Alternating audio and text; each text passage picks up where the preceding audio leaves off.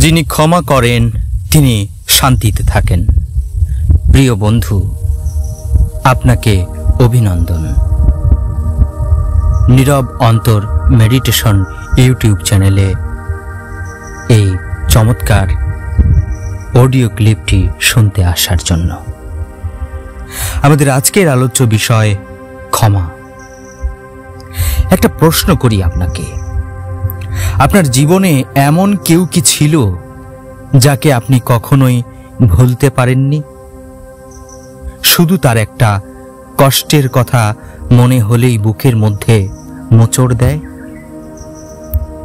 সে কষ্টটা আপনি পেয়েছিলেন অন্য কারো কাছ থেকে, ভুল বুঝেছিল, অপমান করেছিল, কিংবা এমন কিছু করেছিল যা আপনি প্রাপ্য ছিলেন না।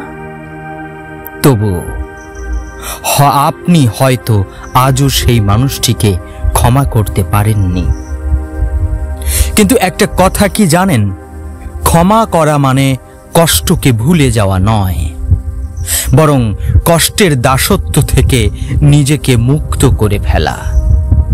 ক্ষমা মানে আমি আর তোমার ভুলের ভার বহন করব না, আমি শান্তিতে থাকতে চাই। একজন মানুষ যখন কাউকে ক্ষমা করে দেয়, তখন সে আসলে সেই মানুষটাকে উপকার করছে না, সে নিজেকেই উপহার দিচ্ছে একটা শান্তির নিঃশ্বাস, এক টুকরো মুক্তি।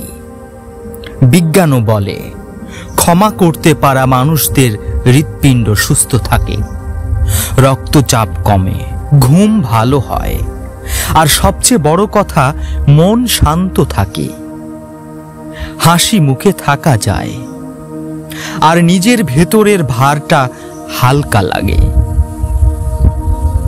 এক বৃদ্ধ মানুষকে একবার জিজ্ঞেস করা হয়েছিল, আপনি তো অনেক কিছু হারিয়েছেন জীবনে, এত কষ্টের মধ্যেও আপনি কেমন এত শান্ত থাকেন?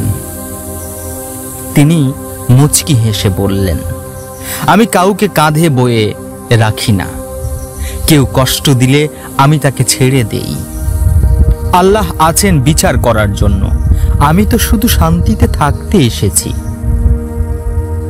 রাসূল সাল্লাল্লাহু আলাইহি সাল্লামকে যখন তায়েফে পাথর মেরে রক্তাক্ত করে দিল, তখন তিনি কি করলেন? প্রতিশোধ চাইলেন না, বরং দোয়া করলেন, হে আল্লাহ, এরা জানে না তারা কি করছে, তাদের হেদায়েত দাও। এটাই হলো আসল সাহস।